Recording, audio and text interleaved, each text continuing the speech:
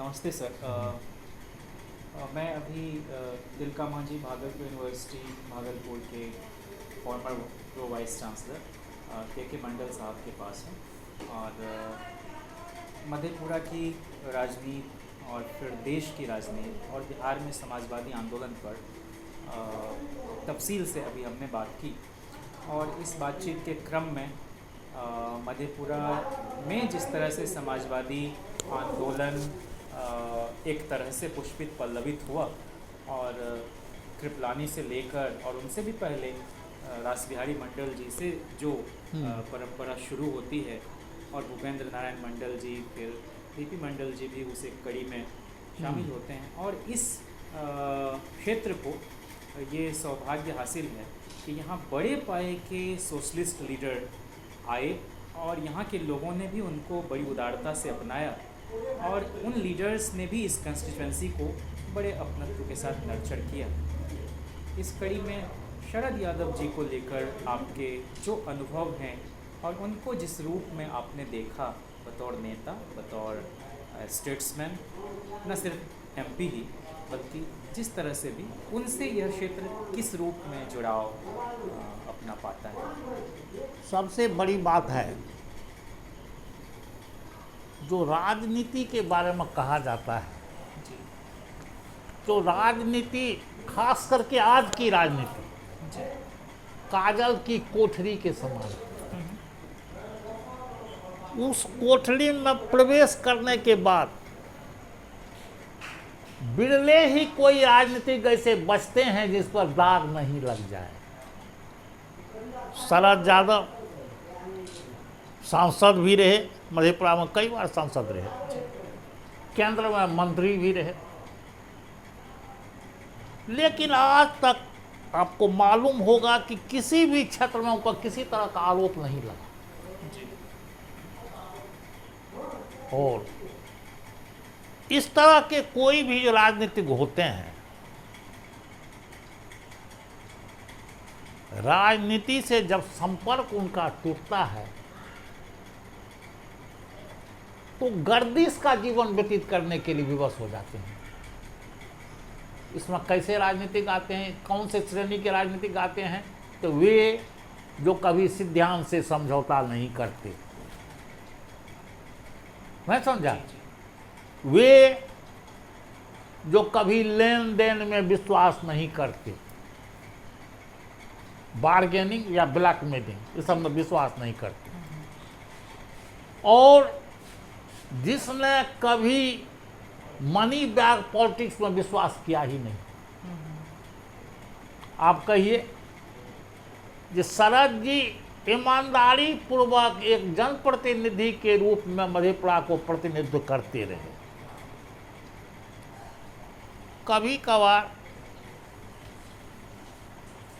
किसी आदमी के द्वारा जब वो संदेश भेजते थे तो मैं उनसे मिलने जाता था। वो बड़ा थीसिस का भी किताब लिए थे पढ़ने के लिए, दिए थे हम। तो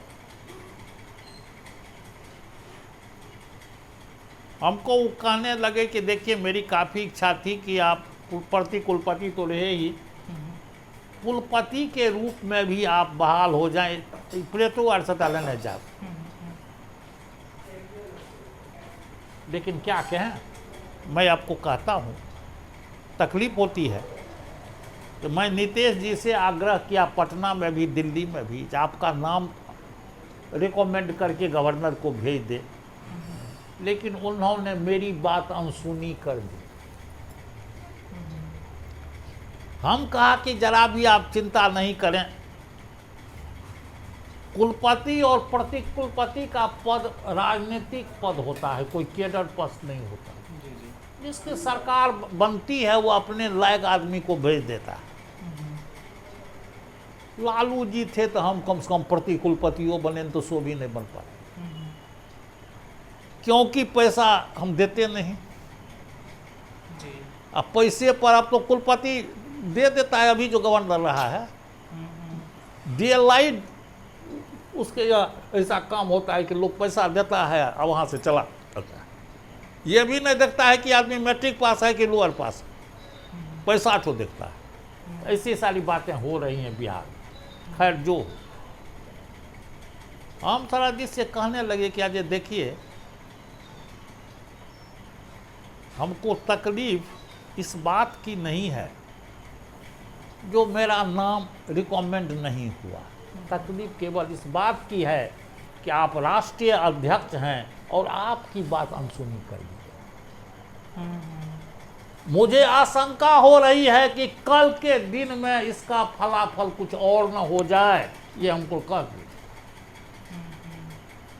स्पष्ट हम खुल करके जॉर्ज फर्नांडिस की बात नहीं किए थे, जी जी जी, लेकिन हम कह दिया था ये तो बड़ा ही माने बैड सिग्नल है जो एक राष्ट्रीय अध्यक्ष कहें या नहीं बात रहे।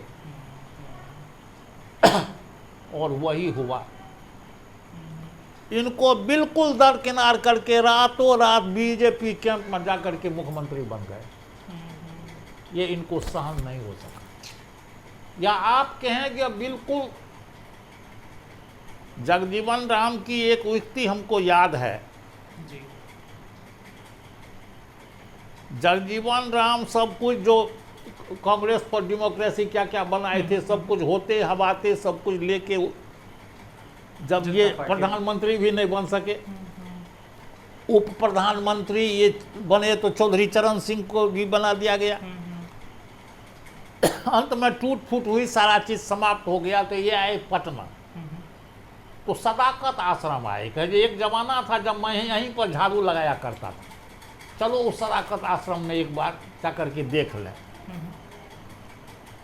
जो संवाददाता था घेर लिया, कहा बाबूजी आप तो इतनी लंबी पारी रही केंद्रीय मंत्रिमंडल में, सब कुछ किया, अब तो आप कहीं के नहीं हैं, कहिए कैसा फील करते हैं कांग्रेस को छोड़ करके जो आप गैर कांग्रेसी सरकार में, समवित सरकार में शामिल हुए, कैसा फील करते हैं।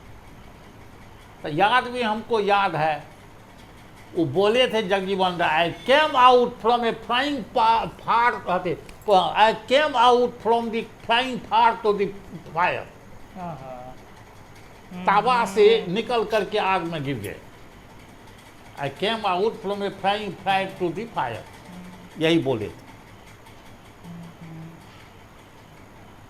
तो नीतीश कुमार जी को उसी समय सोच लेना चाहिए था जिस समय कि रामविलास पासवान इनको छोड़ के चला गया, लेकिन नहीं सोचे।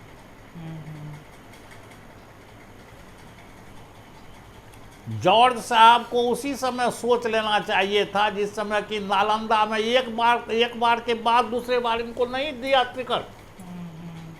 4 में खुद ही आके लड़ गए। हाँ, खुद एक लड़ गया आकर, फील्ड बनाया जॉर्ज, अब लड़ गया, आपने जीत गए।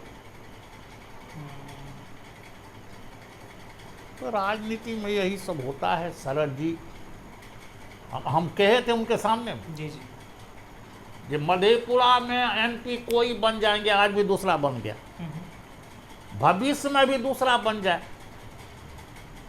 लेकिन मधेपुरा को गौरवान्वित करने में, मधेपुरा संसदीय क्षेत्र को पहचान दिलाने में शरद यादव की जो भूमिका हुई, उसका विकल्प अब खोजना संभव नहीं। अब वैसे राजनीतिक नहीं बनेंगे। डे बाय देखिए राजनीति खिसकती जा रही है। जो उस तरह के पात्र थे हम लोगों के पास रहे हैं। ये कहा जाता है उस जमाने में भोला पासवान शास्त्री मुख्यमंत्री भी बने थे। तो जब एक बार वो डिस्ट्रिक्ट बोर्ड के चेयरमैन बने तो रेलगाड़ी में आ रहे थे फर्स्ट क्लास में, लेकिन पैर में जूता नहीं था, कोई चप्पल नहीं था। कहा शास्त्री जी आप फर्स्ट क्लास में आ रहे हैं, जूता चप्पल तो कुछ है ही ना है। कल के रे भैया टिकट तो सरकार दिया है, जूता कहाँ दिया। अरे बाप रे। तो ऐसे पॉलिटिशियन मेरे बड़े भाई कह रहे थे कहानी, ये जब मुख्यमंत्री से वे हट गए भोला पासवान शास्त्री, तो हारिंग पार्क जो पटना का है, जरा वीर कुंवर सिंह के जते अथी है देखने है वो जी जी, न्यू मार्केट के उधर हार्डिंग पार्क, हार्डिंग के पास एक सुराही खरीदे थे, वो लेकर के ही खड़े थे। भैया आए थे हनुमान जी के मंदिर में पूजा करने के, पटना जंक्शन। भैया की नज़र पड़ी जो परसों ही तो मुख्यमंत्री से हटे हैं, आज देखिए सुराही लेके खड़े हैं। तो भैया के ड्राइवर को जरे चलो पूजा करने के बाद गाड़ी को उसी होकर के लाना, तो गाड़ी को ड्राइवर घुमा करके लाया। तो ये बोले क्या जे आओ ना कते जेबे? कल के ओ मंडल जी कहूँ उन्हें न जेब, चलो हमरो न चलो हमारा घर पर उतार दी। इनके फ्लैट में आकर के भैया अपने भी उतर गए, इनको भी उतार। कल के तोरा तो साथ ला कर इल्हो मोन है छे कि तोरा चाय पियाबियो। तो नौकर से कहा जे रे हमरा दोनों लिए 2 कप चाय बनाई दही। तो कल के चीनी नहीं छे।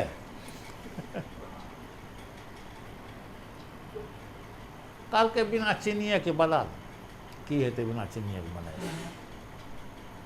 जब देरी भले कहले की भलो बिना चीनियों के नहीं भलो, दूध हो नहीं छे।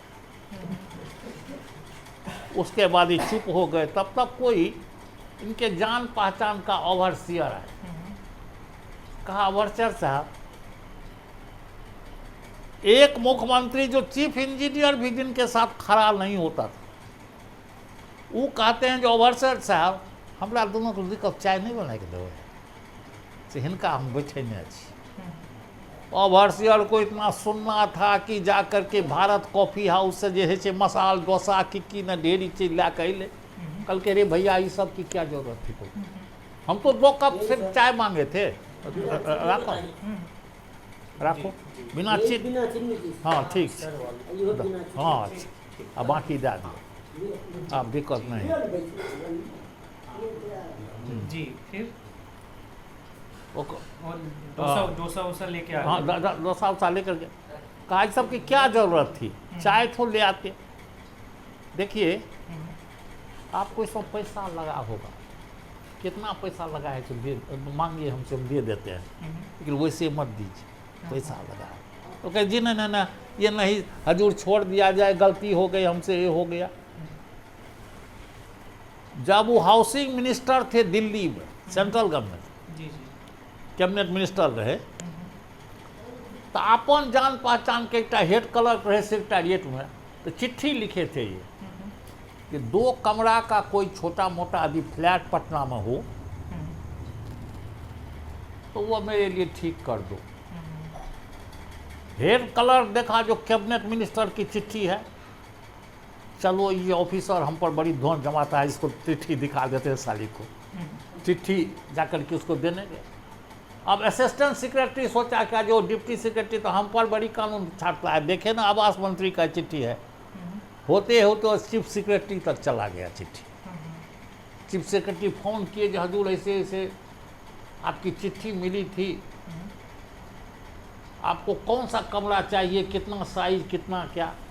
कल के रे भैया जब ये छोटा 2 कमरा का मामला एक कलर से चीफ सेक्रेटरी तक चला गया तो मुझे अब उसकी जरूरत नहीं। ऐसे थे भोला पासवान शास्त्री, शरद यादव जी लोग भी उसी स्तर के राजनीतिज्ञ हैं। भले हम ये नहीं कहते हैं भोला पासवान कुछ और थे और शरद यादव कुछ और हैं, लेकिन जहाँ तक ईमानदारी का सवाल है, बहुत कम ऐसे राजनीतिज्ञ होंगे जो ईमानदारी से होंगे। मधेपुरा के लिए बहुत बड़ी बात है। अब वो फिर उस स्थिति में होंगे कि नहीं कि मधेपुरा आ सकें और हम लोगों को प्रतिनिधित्व कर सकें, लेकिन हम कहा था और मुझे संतोष है कि उनके सामने में मैं कहा था, जनरल मीटिंग थी, मतलब कर्पूरी जयंती पे, हाँ कर्पूरी जयंती, उनके निवास स्थान पर हजारों लोग के बीच में कहे, ये नहीं छिपा कर, और वो भाव विह्वल होकर के हमको गला लगा लिया।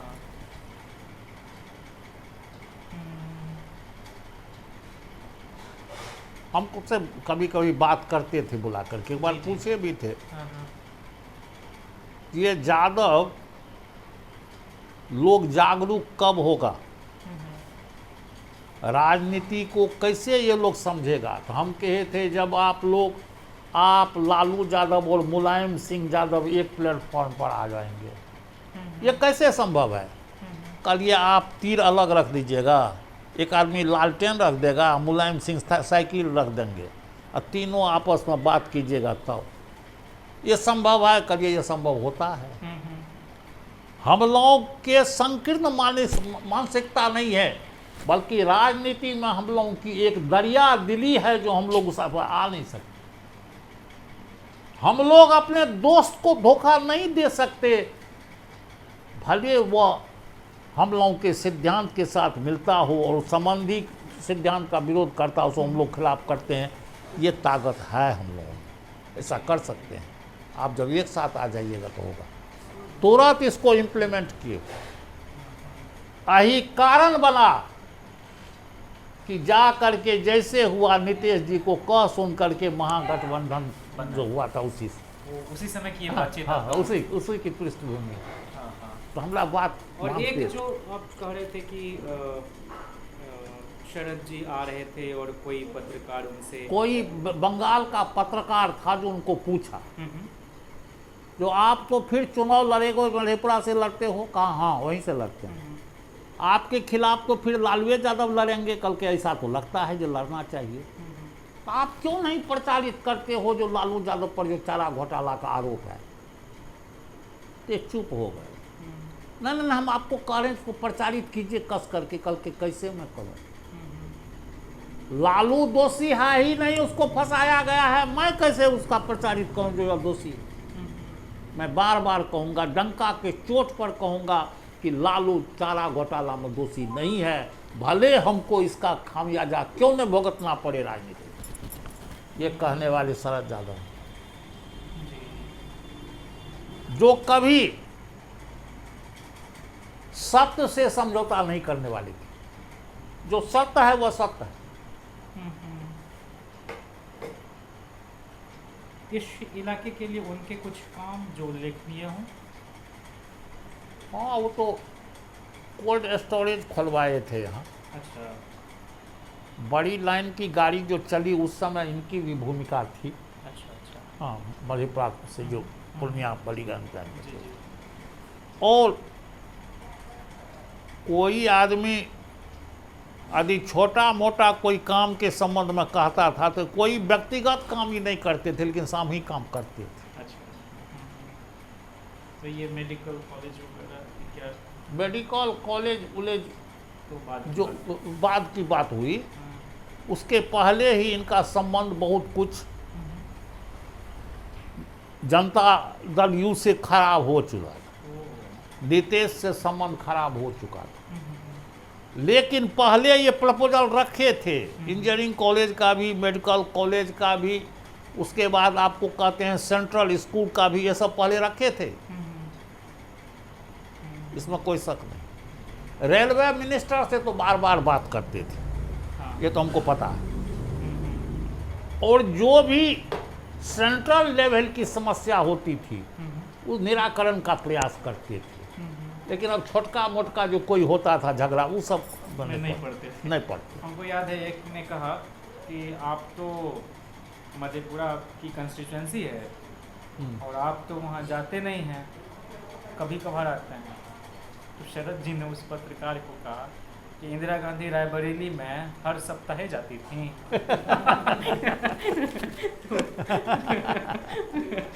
तो हाजिर जवाबी में तो उनका कोई ही नहीं है।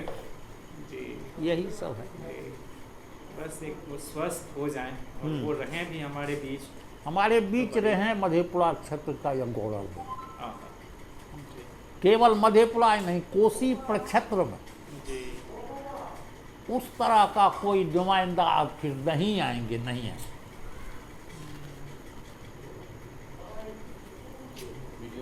बहुत शुक्रिया सर इस बातचीत के लिए।